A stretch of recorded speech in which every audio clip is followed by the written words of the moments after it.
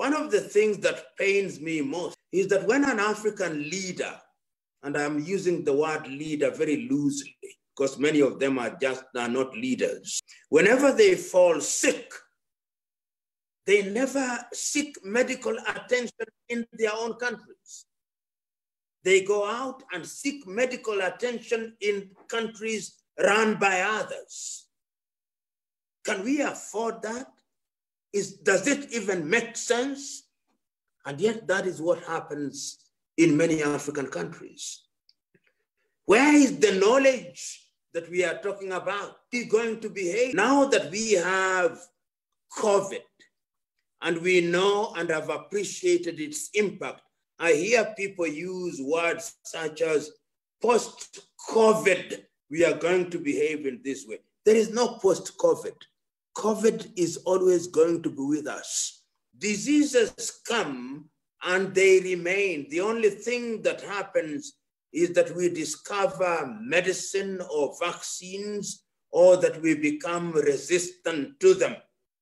So as we go into that era where we are now saying that we can no longer remain in permanent lockdown, the question that we must ask, what must we do? As Africans, we must begin to do things for ourselves. We must learn to make our own medicine.